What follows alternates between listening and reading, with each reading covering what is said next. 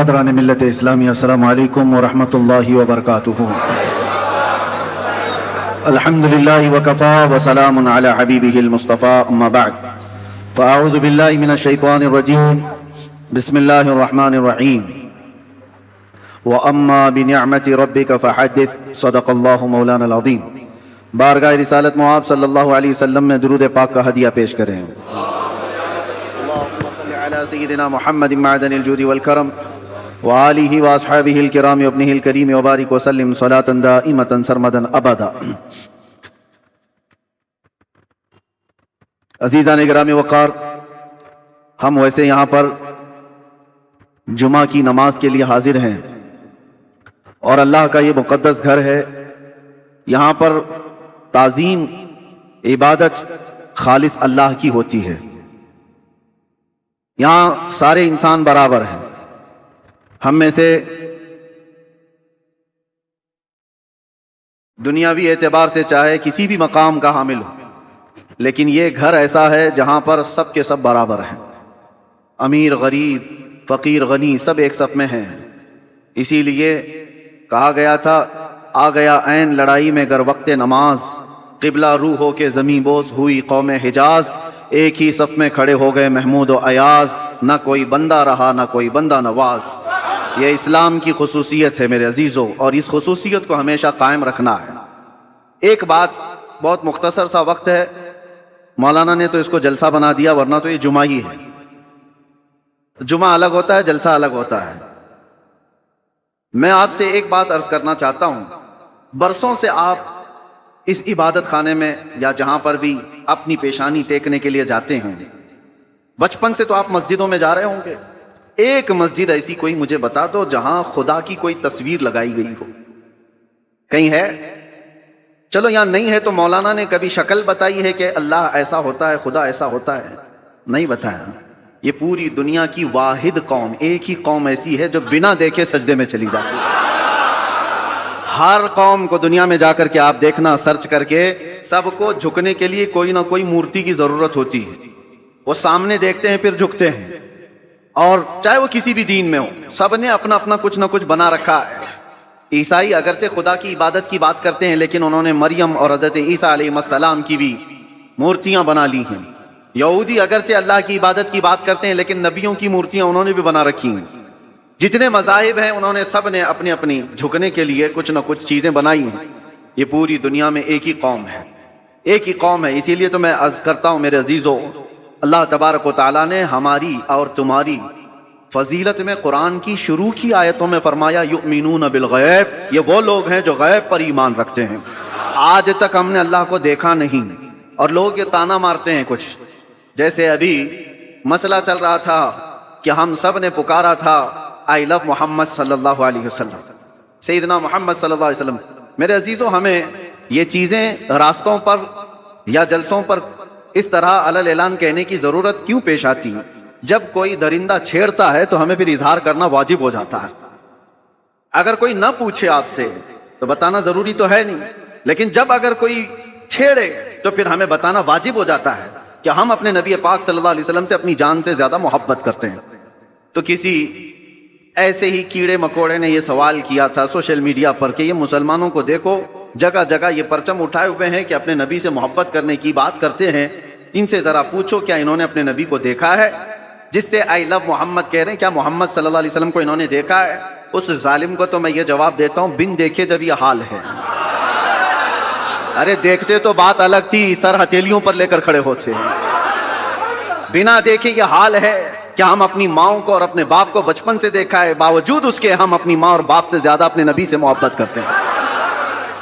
یہ اللہ تبارک و تعالیٰ کی طرف سے ہمیں عطا کیا ہوا ہے۔ میں آپ سے یہ بات کہنا چاہتا ہوں کہ دنیا اسی میں پریشان ہے کہ ایک ایسی قوم ہے، نہ اپنے خدا کو دیکھیے نہ اپنے نبی کو دیکھیے، لیکن دوسروں کی بنسبت اس قوم کا حال یہ ہے، دوسروں کو پرچار کر کر کے بلانا پڑتا ہے، اور یہ بنا اعلان کے جمعہ میں بھر جایا کرتے ہیں۔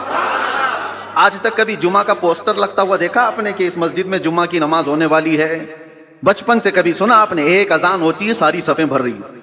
ہر مسجد کا حال ہے۔ جمعہ میں کون تمہیں دعوت دے کر بلاتا ہے؟ مؤذن صاحب گھر گھر جاتے ہیں، پوسٹر لگایا جاتا ہے، پرچار کیا جاتا ہے؟ نہیں، اس بات سے تو دنیا خوف زدہ ہے کہ آخر ان کو کون جمع کرتا ہے ان صفوں میں، اور صفوں میں آنے کے بعد کسی کی کوئی وی آئی پی صف نہیں ہے، جو پہلے آیا وہ پہلے بیٹھ گیا۔ وہ کسان کا بچہ بھی سامنے بیٹھ سکتا ہے، کسی غریب مزدور کا بچہ بھی پہلی صف میں بیٹھ سکتا ہے، اور بادشاہ اگر تاخیر سے آئے تو پیچھے ہی بیٹھا رہے۔ یہ نظام کہاں سے ہے؟ یہ آج تک ان کو کون بنا کر رکھا ہے؟ دنیا اس بات سے خوف زدہ ہے میرے عزیزو۔ یہ وہ چیزیں ہیں، جارج برنارڈ شاہ ایک بہت بڑا مورخ ہے انگریز، اور اس نے یہ لکھا ہے کہ بہت سارے دنیا میں ریولیوشن آئے، دنیا میں بہت سارے انقلاب آئے، بڑی بڑی شخصیتیں آئیں، جیسے مارکس کا، لینن کا، اور بھی کئی ایسے بڑے بڑے شخصیات آئی، انہوں نے دنیا کے نظام کو بدلنے کی کوششیں کی، لیکن ان کا انقلاب، ان کا ریولیوشن 100 سال سے زیادہ تک نہیں چلا۔ ان کے اپنے شاگرد جب تک تھے تب تک ان کے انقلاب میں دم تھا۔ جارج برنارڈ شاہ کہتا ہے دنیا میں ایک ہی انقلاب میں نے دیکھا ہے، 14 صدیوں کے بعد بھی آج بھی پوری طاقت کے ساتھ قائم ہے، اور وہ انقلاب ہے مکہ کی سرزمین سے اٹھا ہوا، محمد رسول اللہ کی زبان سے لایا ہوا، اور مدینے کے بادیہ نشین بغیر چپل کے ایک لباس میں چلنے والے وہ صحابہ کا لایا ہوا انقلاب ہے۔ اور زمانہ بدلتا گیا، حکومتیں بدلتی گئی، کتنے طوفان آئے، کتنے اندھیریاں، کتنے کیا کیا آئے، لیکن اس انقلاب میں آج بھی وہ دم ہے، آج بھی وہ اثر ہے کہ ایک بار اگر ان کے نبی کو کوئی چھیڑ لے تو پوری دنیا میں یہ سڑکوں پر آ جاتا۔ یہ بات میں آپ کو اس لیے کہہ رہا ہوں، یہ جان ابھی تک باقی کیوں ہے؟ 1400 سال ہو گئے، یہ جان باقی ہے۔ آپ کو پتا ہے، میں آپ کو بہت بڑی بات کہنے جا رہا ہوں، توجہ۔ یہ جمعہ آج تک ہمارے سلامت ہیں۔ کتنے درندے آئے اذانیں بند کرنے کے لیے، قرآن پر پابندیاں لگانے کے لیے، کیا کیا نہیں کیا۔ 1400 سال یوں ہی نہیں گزرے ہمارے۔ لوگ کہتے ہیں آج حالات خراب ہیں، اس سے بھی بڑے حالات خراب ہو کے گئے۔ چنگیز آیا، ہلاکو آیا، جنہوں نے مسلمانوں کی کھوپڑیوں سے مینار بنا دیے تھے، بغداد کی پوری سرزمین کو مسلمانوں کے خون سے لال کر دیا تھا۔ اس وقت جب اسلام نہیں رکا تو آج کے نشیڑیوں سے کیا اسلام رکے گا؟ کچھ نہیں ہونے والا ہے، لیکن حالات آئے اور گئے۔ لیکن آج تک یہ جو جان باقی ہے، کون تمہیں جمع کرتا ہے آج؟ ویسے تو مسلمان کسی کی جلدی ماننے والے نہیں، کسی کو قائد بھی نہیں مانتے، کوئی ہمارا ایک لیڈر ایسا ہے نہیں جو سب کو جمع کر دے۔ اس کے باوجود بھی ان صفوں میں کون جمع کرتا ہے؟ امام کی بھی وہ حیثیت نہیں ہے تمہیں جمع کرنے کی۔ بھائی امام کی حیثیت کو کیا ہے وہ تو ہم جانتے ہیں، ہر مسجد کا وہ بیچارہ وہ اپنے ہی گھر بار کی فکر میں ہے، لوگ اس کو خالی جمعہ اور امامت کے طور پر دیکھتے ہیں، باقی جمع کرنے کی طاقت یہ پوری وہ نہ امام کی ہے نہ مؤذن کی ہے، اور بڑے نیتا کی بھی نہیں۔ جب ان کا کوئی بڑا نیتا نہیں، کوئی بڑا قائد نہیں، تو یہ لاکھوں کی تعداد میں صفوں میں ان کو ہر جمعہ کون جمع کرتا ہے؟ اور صرف یہاں نہیں، پوری دنیا میں کون جمع کرتا ہے؟ یہ رمق، یہ دمک آج تک ان کے چہروں پر باقی کیوں ہے؟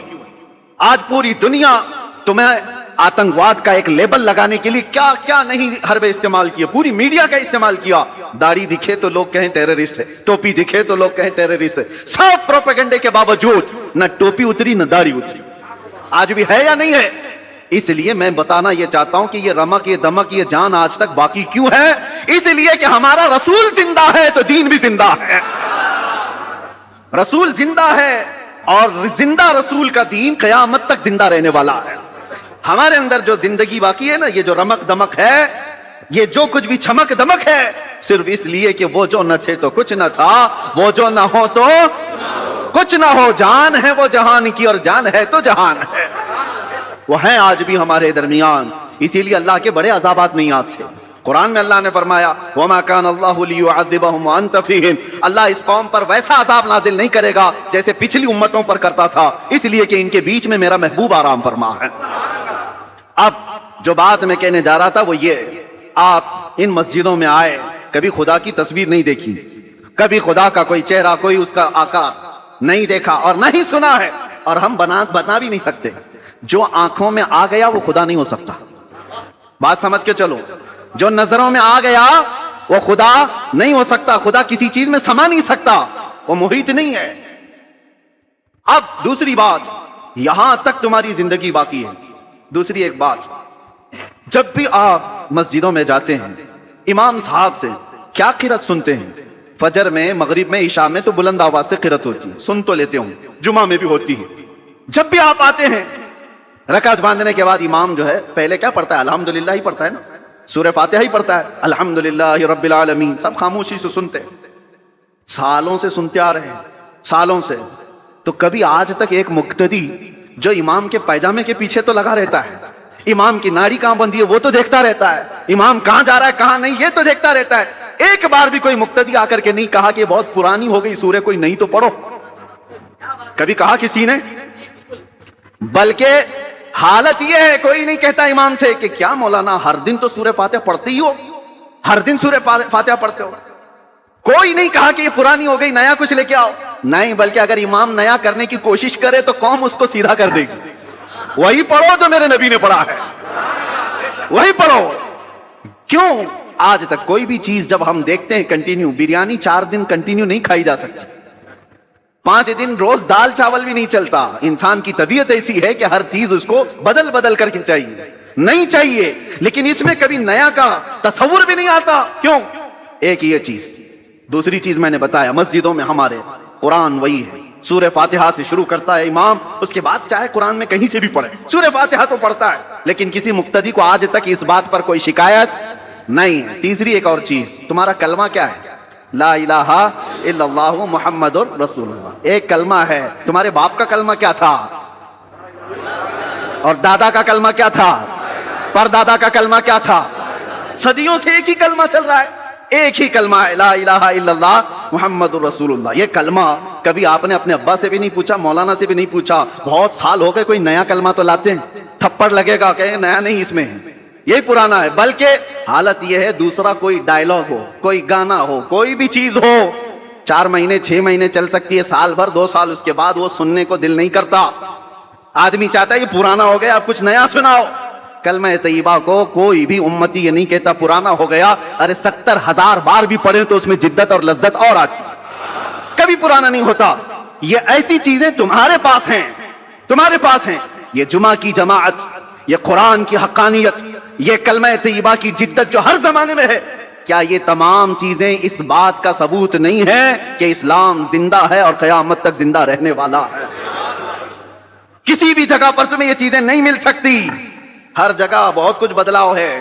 ہاں میں بتا سکتا ہوں چیلنج کے ساتھ، دنیا کا کوئی بھی مذہب ہو، بلائے کتابیں اور ہم بتاتے ہیں اس کے کتنے کتنے نسخے ہیں، کتنے کتنے۔ بائبل میں آج کتنے نسخے، 70 سے زیادہ نسخے الگ الگ ملتے ہیں۔ یونان میں الگ ہے اور یورپ میں الگ ہے۔ جو انجیل، Bible, old testament, new testament سب بدلی ہوئی ہیں، اور ہمارے ہاں کی کتابیں، ہمارے دیش میں جو بہت ساری مقدس کتابیں مانی جاتی ہیں، ان میں بھی ہیر پھیر، ادھر ادھر بدلاؤ الگ الگ ہے۔ لیکن افریقہ سے لے کر امریکہ تک، ہند سے لے کر کے آپ کسی بھی کونے تک جاؤ، قرآن سورہ فاتحہ سے شروع ہوتا ہے، والناس پر ہی ختم ہوتا ہے۔ فرقے بہت ہوئے دین میں، اسلام میں بہت سارے فرقے ہوئے، لیکن اس میں کسی کا اختلاف نہیں آیا۔ قرآن کے 30 پارے اور 114 سورتیں جو صحابہ کے زمانے میں تھی وہ آج بھی وہی موجود ہے۔ اس کلام پاک پر کسی کا اثر کیوں نہیں ہوا آج تک؟ کوئی قرآن نہیں بدل پایا، کوئی ایک پارہ تو چھوڑو، ایک سورہ تو چھوڑو، ایک حرف بھی نہیں بدل پایا، زبر زیر اور نقطے بھی اس کے بدل نہیں پائے۔ 1400 سال سے ایک کتاب چلی آ رہی ہے، اس کتاب کو کوئی نہیں بدل پایا۔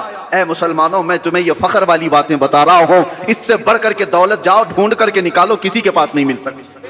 پھر تم کس بات کے مایوسی میں جیتے ہو ہمارے پاس کچھ نہیں ہے؟ اتنی بڑی دولتیں جس کے پاس ہے اسے سر جھکا کر نہیں، سر اٹھا کر جینا چاہیے۔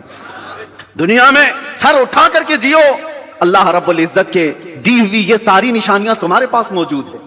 چلو ہم کہانیوں، جس کو یہ لوگ کہتے ہیں کہانیاں ہیں، غوث پاک کی کرامت سناؤ تو کہیں کہانی ہے، غریب نواز کی کرامت سناؤ تو کہیں کہانی ہے، حضور پاک صلی اللہ علیہ وسلم کے معراج کا واقعہ سناؤ تو کہتے ہیں کہانی ہے۔ تم کو یہ لگتا ہے پرانی باتیں کہانیاں ہیں تو ٹھیک ہے، لیکن جو قرآن آج تک موجود ہے اس کا جواب تو لا کر کے دیتے۔ یہ جو قرآن ہے یہ تو کہانی نہیں، تمہارے پاس ہے، اور قرآن جگہ جگہ چیلنج کرتا ہے۔ اللہ خود فرماتا ہے فَأْتُوا بِسُورَةٍ مِّن مِّثْلِهِ، اگر ہمت ہے تو اس کی طرح کی ایک سورہ بنا کر کے لاؤ۔ اور یہ 1400 سال پہلے کیا ہوا چیلنج ہے۔ آج تو دنیا بہت ترقی کر چکی ہے، ٹیکنالوجی میں کہاں تک جا چکی ہے، پیٹروٹ میزائل اور منٹوں میں ادھر سے ادھر سفر کرنے والے، ان سارے ٹیکنالوجی کے بادشاہوں سے کیوں نہیں پوچھتے کہ ایک قرآن کیوں نہیں بنا پاتے، کیوں نہیں لائے؟ میرے عزیزو، اللہ کا یہ وعدہ ہے، اللہ فرماتا ہے قُلْ لَئِنِ اجْتَمَعَتِ الْإِنسُ وَالْجِنُّ عَلَىٰ أَن يَأْتُوا بِمِثْلِ هَٰذَا الْقُرْآنِ لَا يَأْتُونَ بِمِثْلِهِ وَلَوْ كَانَ بَعْضُهُمْ لِبَعْضٍ ظَهِيرًا۔ اے رسول پاک آپ کہہ دیں سارے انسان مل جائیں، سارے جنات مل جائیں، سب مل کر کے ایک دوسرے کی مدد کر کے ایسا قرآن بنانا چاہیں، اللہ فرماتا ہے تب بھی وہ نہیں لا سکیں گے، نہیں لا سکیں گے، اللہ کا وعدہ ہے۔ تو آج تک جو اس کتاب کا مثل نہیں لا سکا، وہ کتاب تمہارے پاس ہے، وہ قرآن تمہارے پاس ہے۔ مجھے بتاؤ اس سے بڑھ کر کے دولت اور کیا ہے؟ اس سے بڑھ کر کے دولت کیا ہے تمہارے پاس؟ یہ زندہ جاوید معجزے ہیں۔ اب یہ سب چیزوں کے بعد پھر میں آپ سے اخیر میں اتنا کہنا چاہوں گا، جس کے پاس اتنی قیمتی چیزیں ہیں اس کو اعلیٰ حضرت کی یہ بات سننا چاہیے۔ اعلیٰ حضرت کیا کہتے ہیں؟ سونا پاس ہے، سونا بن ہے، سونا زہر ہے، اٹھ پیارے۔ 3 بار سونے کا لفظ استعمال کیا۔ سونا پاس ہے تیرے، اس کا مطلب کیا ہے؟ گولڈ۔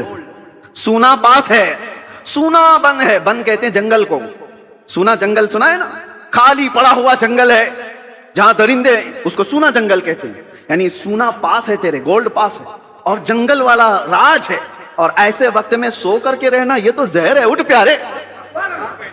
ایسے وقت میں سونا زہر ہے، اٹھ پیارے۔ تو کہتا ہے میٹھی نیند ہے تیری متھی نرالی ہے، آنکھ سے کاجل صاف چرا لے، یہاں وہ چور بلا کے ہیں، تیری گٹھری تاکی ہے اور تو نے نیند نکالی ہے۔ اور یہ دنیا کا حال یہ ہے، شہد دکھائے زہر پلائے، شہد دکھائے زہر پلائے، قاتل ڈائن شوہر کش۔ 3 لفظ اعلیٰ حضرت نے کہا۔ یہ دنیا کیسی ہے معلوم ہے؟ یہ قاتل ہے، یہ ڈائن ہے، یہ شوہر کش ہے۔ ایسی عورت کے یہ 3 لقب ہے۔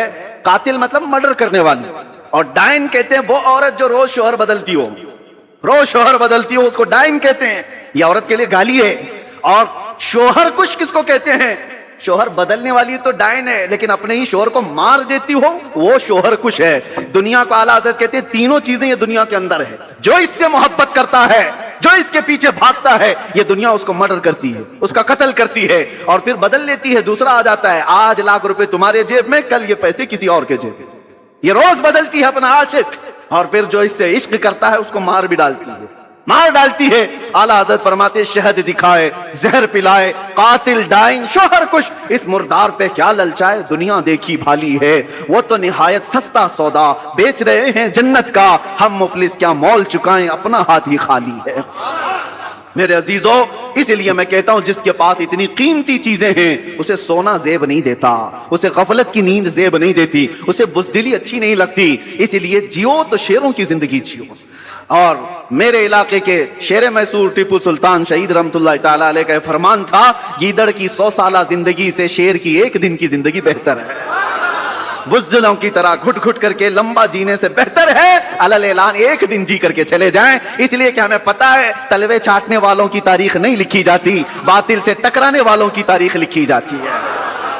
آپ کو ڈر کس بات کا؟ آپ مجرم قوم سے ہیں، آپ چور قوم سے ہیں، آپ کا کیا خوف ہے؟ کس بات کا ڈر ہے؟ کیا قرآن جھوٹا ہے؟ کیا اللہ تبارک و تعالیٰ کی شان میں کوئی کمی ہے؟ میرے نبی پاک کے اخلاق میں کوئی کمی ہے؟ سب کچھ تمہارے پاس اچھا ہے، تو پھر ڈرنا اور سہمنا کیا؟ میرے عزیزو، آپ سب اگر اس بات کا انتظار کرتے رہیں، جیسے کہتے ہیں حالات بہت برے ہیں، حالات بڑے خراب ہیں، ایک بات یاد رکھو، جو بندہ یہ سوچتا ہے کہ پوری ٹریفک خالی ہو تب میں ڈرائیونگ سیکھوں گا، تو پھر وہ بوڑھا ویسی ہی ہو جائے گا۔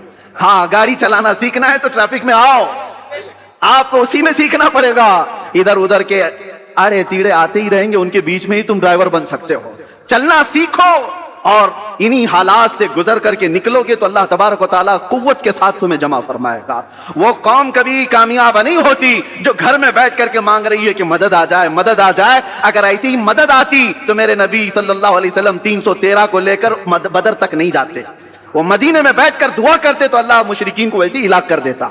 اگر نبی پاک صلی اللہ علیہ وسلم مسجد نبوی سے ہاتھ اٹھا دیتے، احد کے سارے مشرکین ویسے ہی مر جاتے۔ میرے نبی اپنے گھر سے نکلے، صحابہ اپنے گھر سے نکلے، میدانوں میں آئے اور اپنی طاقت و قوت کا استعمال کیا، اس لیے کہ یہ امت کو بتانے کے لیے کہ امت کا مزاج ایسا نہ ہو کہ کچھ بھی مصیبت آئی، فاتحہ دلایا، دعا کیا، اللہ اس کے منہ میں کیڑے پڑ جائیں اور اس کو ایسا ہو جائے، اس کو ایسا ہو جائے، چادر اوڑھ کے سو گیا۔ میرے عزیزو، یہ مجاہدین کی زندگی نہیں ہے۔ مجاہدین کی زندگی یہ نہیں ہوتی، مومنین کی زندگی بھی یہ نہیں ہوتی، بلکہ مومنین کی زندگی یہ ہے جب تک اللہ نے بولنے کی طاقت دی ہے، حق بات کا اعلان کر کے جاؤ۔ اگر امام حسین رضی اللہ تعالیٰ عنہ کے ماننے والے ہو تو کبھی دل پر ہاتھ رکھ کر کے سوچو، ایک بار صرف اگر امام حسین سمجھوتا کر لیتے تو ان کا پورا خاندان بچ گیا ہوتا۔ ان کا خاندان بچنا کیا، مدینے کی گورنری مل جاتی، بہت بڑی وزارت مل جاتی۔ لیکن حسین اعظم کا مزاج یہ تھا، نہیں، جب کفر و شرک یا فسق و فجور چھا رہا ہو اس وقت سمجھوتے نہیں کیے جاتے، اس وقت میدان میں نکل کر حق بات کا اعلان کیا جاتا ہے،